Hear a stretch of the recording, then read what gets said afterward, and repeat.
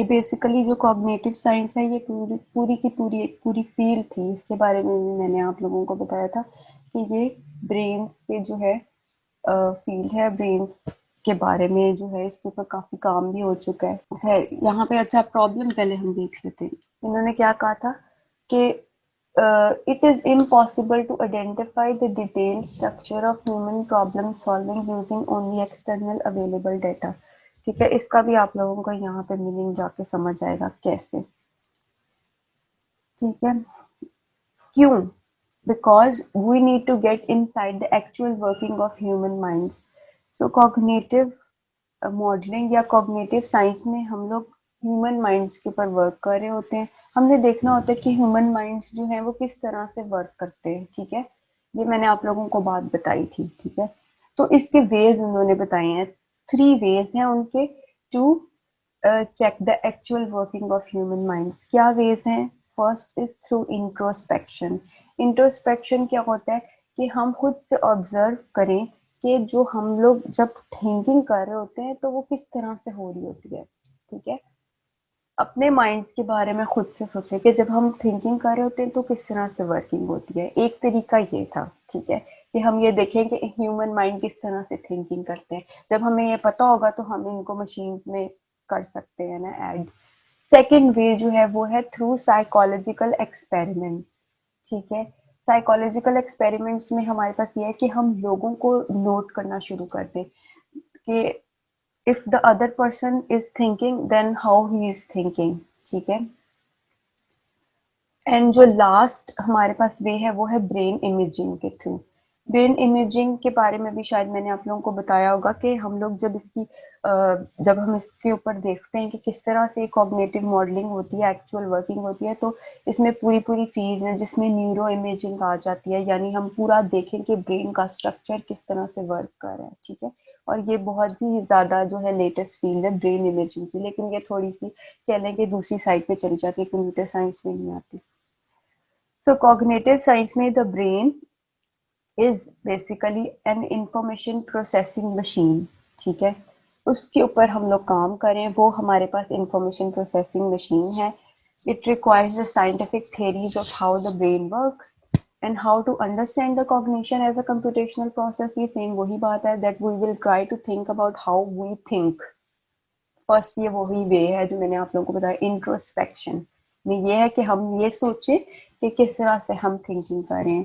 Next है psychological, जो मैंने बताया था साइकोलॉजिकल एक्सपेरिमेंट्स, यानी we will predict and test the behaviours of human subjects. एक ह्यूमन को लें और उसके ऊपर डिफरेंट एक्सपेरिमेंट्स करें और ये देखें कि वो किस तरह से थिंकिंग करे। ठीक है, और लास्ट जो है वो है ब्रेन इमेजिंग, और यानी कि image the brain and record the neurons. यानी पूरी जो है वो न्यूरो साइंस और जो ब्रेन इमेजिंग का मैंने आपको बताया, न्यूरो इमेजिंग में हम सारा यही वाला जो है काम करते हैं कि ब्रेन किस तरह से इमेज कर रहा है और ब्रेन में किस तरह से वर्किंग हो रही है, वो स्ट्रक्चर वगैरह। ठीक है, तो थर्ड वाला हमारे पास है thinking rationally, law of thought approach. इसके बारे में कोई मुझे बताए, मैंने क्या बताया था? मैंने आप लोगों को लॉजिक यस मैम। बताया था। ठीक है, आइडियलाइज्ड और right way of thinking. Rational के बारे में बताया था कि रैशनल क्या होता है, to do the best act और to do the best decision. तो इसमें रैशनली में वो तो एक्ट था ना, यहाँ पे थिंकिंग रैशनली, तो इसका मतलब है to think what is right. ठीक है, आइडियलाइज वे ऑफ थिंकिंग। ठीक है, फिर लॉजिक आ जाती है, यानी लॉजिक के बारे में मैंने क्या बताया था, वो हमने फजी लॉजिक में भी लॉजिक को देखा था, वो भी आप लोगों को याद होगा। क्या कहा था उसमें कि जो चीजें जिनमें हमारे पास अनसर्टेनिटी होती है, डाउट होता है, ठीक है, फिर हम उनको जो है वो बेसिकली लॉजिक में आ जाती हैं। ठीक है, फिर मतलब इन्होंने नीचे एग्जाम्पल भी दी है कि फॉर एग्जाम्पल इन्होंने कहा कि टॉम इज अ मैन। ठीक है, if Tom is a man and all man are mortal. ठीक है, तो इन्होंने ये लॉजिक बनाई कि therefore Tom is also mortal. ठीक है, तो इस तरह की चीजें जो होती हैं वो लॉजिक में आ जाती हैं। तो ये सारी चीजें भी मशीन में ऐड करवानी होती हैं, और इस चीज को जब हम थिंकिंग के साथ देखते हैं कि जब मशीन इस तरह की चीजों के बारे में थिंकिंग करी हो तो वो थिंकिंग रैशनली की अप्रोच होती है। ठीक है। और इन्होंने कहा कि इसके बारे में बहुत ज्यादा ईयर्स से बहुत फिलोसफर्स मैथमेटिकल्स खाली लॉजिकल थॉट्स के बारे में जो है वो काम कर रहे हैं। ठीक है, कि किस तरह से लॉजिक के क्या रूल्स होते हैं, लॉजिकल थिंकिंग क्या होती है बेसिकली। ठीक है। फिर इन्होंने कहा लॉजिस्टिक अप्रोच टू एआई, जब हम लॉजिस्टिक अप्रोच को एआई में जब यूज करते हैं तो ये वही वाली चीजें आ जाती हैं जो मैंने आप लोगों को बताई थी कि formal logical mutation and apply the general deduction procedures to solve it. For example मैंने आप लोगों को कहा था कि फजी लॉजिक में जो था हमारे पास जो डाउट वाले कुछ एग्जांपल्स मैंने बताए थे कि कुछ वर्ड्स यूज होते हैं जिनका नहीं पता होता, जैसे पर हैप्स। ठीक है, इस तरह के कुछ वर्ड्स होते हैं, तो फिर हम लोगों को मशीन में ये चीजें भी ऐड करनी होती है कि वो उसको एज अ यस लेगा या उसको एज अ नो लेगा, वो हमने फजी लॉजिक में देखा था। ठीक है। तो उन्होंने कहा फिर दे से कि the problems are also in the logistic approach, इसमें भी कुछ प्रॉब्लम्स हैं। For example computational complexity of finding the solution, कि इसका सॉल्यूशन फाइंड करना इजी नहीं होता for computer, for machines. Then describing the real world problems and knowledge in the logical mutation, logical mutation में उनको डिस्क्राइब करना भी इजी नहीं होता। And dealing with the uncertainty, ये डाउट होता है लॉजिक में। ठीक है, यस एंड नो में आंसर नहीं होता, क्लियर आंसर नहीं होता। A lot of intelligent or rational behavior has nothing to do with logic। ठीक है, यानी बहुत सारी इंटेलिजेंट बिहेवियर्स का लॉजिक से कोई ताल्लुक नहीं है, जरूरी नहीं होता कि उनमें लॉजिक आ रही हो। तो ये सारी चीजें जो है वो थिंकिंग रैशनली के अंदर ऐड हो जाती हैं।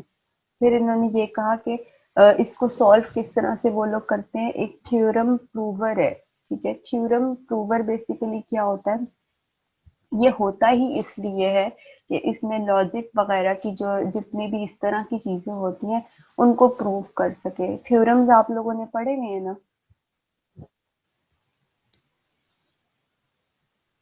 जो प्रायर नॉलेज होती है ना वो हेरिस्टिक्स होते हैं, यानी एक मशीन के पास जितनी पिछली नॉलेज होती है, मैंने एक्सपर्ट सिस्टम के अंदर आप लोगों को बताया था कि एक्सपर्ट सिस्टम्स किस तरह से वर्क करते हैं। उसमें जितनी भी हम नॉलेज ऐड करते हैं, जो हिस्ट्री ऐड हुई होती है वो सारी ह्यूरिस्टिक्स होती हैं।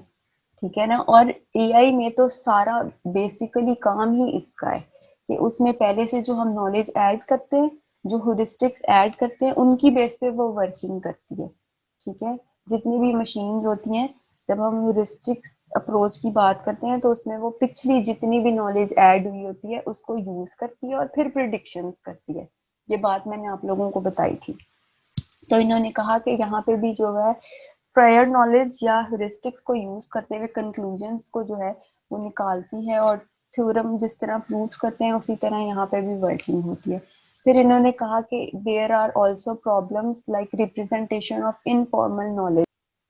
अच्छा जी, तो नेक्स्ट जो है जो बिल्कुल लास्ट पे था वो था एक्टिंग रैशनली। ठीक है, एक्टिंग रैशनली में हमारे पास रैशनल एजेंट्स थे, ये भी हमने डिस्कस किया था। जो किसी भी सिचुएशन में किसी भी एनवायरनमेंट में जब उनको हम यूज करते हैं तो वो कैसे परफॉर्म करते हैं, वो बेस्ट आउटकम देते हैं, वो बेस्ट अप्रोच यूज करते हैं। The goals are application dependent, जो भी उनकी एप्लीकेशन होगी उस पर डिपेंड करेगा कि वो किस तरह से एक्ट करें। And being rational means maximising your expected utility. In practice, utility optimization is subject to the agent's computational constraint, यानी जो एट द एंड रिजल्ट आ रहा होगा ना उनकी परफॉर्मेंस के बारे में, वो ऑप्टिमल होना चाहिए। ये वही बात है, behaving correctly in the context the system is meant to work.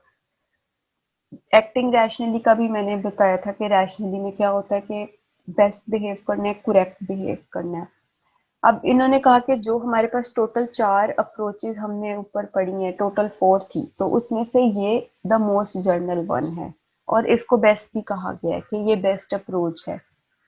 Specially according to AI के अंदर जब हम बात करें, we can but don't have to mimic the human brain processes.